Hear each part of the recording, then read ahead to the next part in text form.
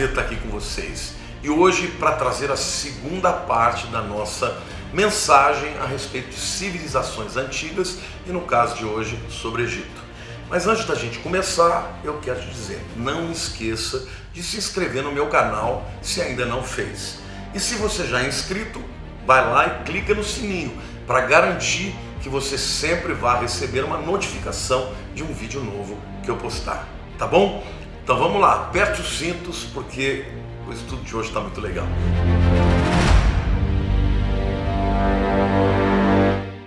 Nós começamos na primeira parte falando sobre o faraó, sobre a vida política, sobre os papéis dele. Hoje eu quero falar de um outro papel muito importante na estrutura da hierarquia do Egito, que é o papel do vizir. Quem era o vizir? O vizir era o homem mais importante do reino, depois do faraó. Você se lembra de alguém que a Bíblia diz que ocupou a função de vizir ou governador? Claro que sim, né? Você deve ter se lembrado de José. José se tornou vizir. Agora, o vizir era um homem muito mais importante do que qualquer homem hoje que ocupe uma função política. Suas responsabilidades, elas eram compatíveis com a do chefe da Casa Civil no governo nosso, por exemplo. Mas ele também era o assistente pessoal do faraó, que cuidava da vida do faraó e de tudo relacionado a ele. Por exemplo, o vizir era aquele que fazia relatórios das finanças, das guerras, das perdas, das conquistas. Tudo que o faraó queria saber, ele perguntava para o vizir. E, portanto, o vizir era um cara muito importante que governava o país. Na prática, o faraó ficava no seu trono e ficava ali, né, sendo adorado como Deus, falando com os nobres, até fazendo política, mas quem era o grande administrador do Egito era o vizir. Por isso ele podia fazer muitas coisas em nome do rei, como distribuir terras e riquezas conseguidas em guerras entre os oficiais e também para quem ele quisesse, para o povo, para os seus parentes, para quem quer que seja.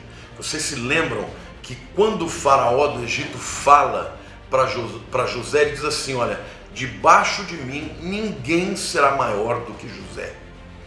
E ele terá poder e autoridade para fazer tudo no Egito em meu nome, porque ele era um vizir. O vizir também era o cabeça da justiça. Vocês se lembram quando os irmãos de José chegam e ele os reconhece, ele bota todo mundo na cadeia? Vocês se lembram disso? Ele tinha esse poder. Ele não tinha que procurar um juiz para perguntar se podia ou não fazer. Ele era o chefe da justiça. Então, ele presidia sobre a corte, ele tratava de petições, ele tratava dos crimes grandes, dos menores que aconteciam no dia a dia. Que grande poder ele! Tinha poder administrativo, era um homem que falava em nome do rei, era um homem que prestava contas diretamente ao rei, era um homem que comandava a justiça. Como a mudança de poder era comum no Egito, muitos vizires se tornaram faraós. Então, quando você entende o papel do vizir, você entende o porquê de José ter sido tão usado por Deus para trazer a sua família para o Egito, os enviou para a terra de Gósen, que é a melhor porção de terra do Egito, e ali o povo de Israel proliferou e cresceu debaixo da autoridade e da proteção de José, como ele havia sonhado logo nos seus primeiros anos da adolescência, quando ele via os seus pais e os seus irmãos se prostrando diante dele. Bom, e o povo? Como é que era o povo no Egito? O povo é o seguinte, gente: enquanto os nobres viviam no palácio, em casas grandes, perto do palácio, o povo vivia em casas minúsculas e sem nenhuma privacidade. Era mais ou menos a seguinte: a média de filhos do Egito era por volta de 15 filhos, e eles dormiam todos na mesma casa, muitas gerações, pais, filhos, netos, bisnetos, tataranetos, aquela multidão de gente vivendo tudo junto. Os garotos egípcios, eles não tinham direito de escolher a sua profissão. Via de regra, o primeiro filho tinha que seguir a profissão do pai. Os outros filhos eram treinados para serem profissionais de acordo com as carreiras que eram necessárias e que eram determinadas pelos líderes, muitas vezes os feitores. Então, não havia tanta liberdade assim. A elite tinha o direito de ensinar os seus filhos, em templos, em escolas. E esses filhos aprendiam a ler, a escrever, aprendiam as disciplinas, como por exemplo a astronomia e outras disciplinas importantes da ciência na época. Bom, falando nisso, a gente tem que mencionar que Moisés, Deus permitiu que ele fosse criado pela filha do faraó. Por quê? Porque Moisés ocuparia algum dia um papel muito importante de libertador. Moisés também seria o legislador. Foi ele quem fez as leis diretamente ditadas por Deus. O Decálogo, os 10 mandamentos e também depois os livros da Torá, Gênesis, Êxodo, Levítico, Número, Deuteronômio, foram escritos por Moisés. E para que ele pudesse escrever, inclusive escrever dentro do padrão da época, ele tinha que ter sido criado na casa do faraó. Porque o grande povo, os demais que não eram nobres ou da linhagem real, eles eram totalmente analfabetos. Então, Deus, ele sabe de todas as coisas e ele nos coloca nos lugares certos para que nós estejamos à altura da missão para a qual ele nos chamou. Amém?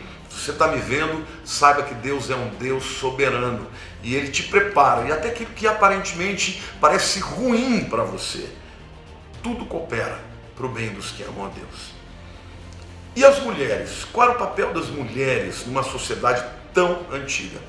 Por incrível que pareça, as mulheres egípcias gozavam de uma certa liberdade e direitos iguais aos homens da sua classe. A questão lá não era uma diferença de gêneros. Os homens não tinham primazia em relação às mulheres. As pessoas tinham diferença em relação às classes. Então, uma mulher de uma determinada classe, ela tinha os mesmos direitos que os homens daquela classe. Direitos muito menores do que as pessoas de uma classe superior. Então, era comum, por exemplo, que mulheres ficassem em casa para cuidar dos seus filhos, mas muitas decidiam trabalhar no comércio, vendendo produtos como pães, cerveja, linho, cestas que eles faziam muitos e vegetais que eram colhidos. Outras eram empregadas no palácio para funções importantes, especialmente relacionadas à mulher do faraó, para que não tivessem que ser eunucos necessariamente. Então, as mulheres, elas tinham uma função muito mais genérica do que os homens. Elas ocupavam tanto funções de capacitação pessoal, como produção de vestidos, produção de cestas, como comércio, como também cuidar dos filhos do faraó, cuidar dos filhos dos nobres, como parteiras, como babás, e trabalhavam em todas as regiões do império. Mas as mulheres tinham liberdade. Tá bom? E religião? Religião que é uma coisa extraordinária, que eu vou até ter que ler aqui, de tanto nome de Deus que tem, gente. Mas a verdade é que os egípcios tinham pelo menos 700 deuses. Alguns chegam a mencionar 2.000 deuses. Muito Deus, Além de deuses adorados no templo, havia deuses menores, que eram deuses do lar. Você se lembra quando a Bíblia fala dos ídolos do lar? É porque os povos antigos acreditavam que tinham divindades mais poderosas e estas eram adoradas nos templos, mas havia também divindades menores que eram adoradas somente nas famílias. Eram os espíritos familiares. Os deuses, portanto, eram representados pela figura de animais, porque os animais são poderosos, têm capacidades, Por exemplo, a deusa Hathor, ou Hathor, ela é representada com uma mulher com a cabeça de vaca, enfatizando a sua natureza maternal. A deusa Sekhmet tinha a cabeça de uma leoa, para enfatizar a sua força e a sua agressividade. O corpo de escorpião de Selket demonstrava que ela era a guardiã que protegia contra escorpiões e aranhas. O deus Sol, Ra, também chamado de Khepri, homem com a cabeça de besouro, simbolizando o sol nascente, ou também chamado de Horus, que é um homem com a cabeça de um falcão, ele simbolizava o sol no horizonte. Este era o Deus supremo. O faraó, aliás, era chamado de filho de Ra ou de Horus vivo. E ele era considerado como a encarnação do Deus supremo na terra. Por isso que no panteão dos deuses egípcios, o maior de todos os deuses era o faraó. Então não é à toa que Deus, ao destruir cada um dos deuses, a reputação de cada um dos deuses no Egito, ao mandar 10 pragas, a última praga ele deixou para envergonhar o faraó, considerado o deus Ra, o filho de Ra ou o Horus vivo na terra. Bom, o deus Sol era visto como Deus criador, ele estava diretamente ligado à morte e ao renascimento dos mortos. Então, por causa disso, e para mostrar sua origem divina, os faraós utilizavam o título de filhos de Ra. Osíris governa o submundo. Aliás, no panteão, os 3 maiores deuses são Osíris, Horus e Sete. Osíris governava o submundo. De acordo com a crença deles, quando um faraó morria, ele se tornava Osíris e continuava a governar após a morte. Horus, o deus da ordem, era filho de Osíris e de Ísis. Horus era apresentado como um homem com a cabeça de falcão. Sete era o deus do caos, irmão de Osíris, caracterizando um homem estranho, nojento, com um nariz encurvado e orelhas grandes. Você já deve ter visto isso em algum filme. Algumas deusas importantes: Ísis, Neftis e Hathor. Ísis era a mãe divina, era esposa de Osíris, a mãe do Horus ou do Ra. Era apresentada como uma mulher linda com um sinal de trono na cabeça. Seu papel era prover sopro de vida a todos os mortos falecidos. Neftis é representada semelhantemente a Ísis. Ela é irmã de Ísis e de Osíris e estava ligada ao renascimento. Ela ajudou a sua irmã a trazer de volta o irmão delas de volta à vida, segundo a mitologia egípcia. Hathor é uma outra deusa mãe. Ela é a mãe do deus Sol, Ra. Também é deusa do amor, da beleza, da fertilidade, do sexo e da morte. Ela provê comida aos mortos.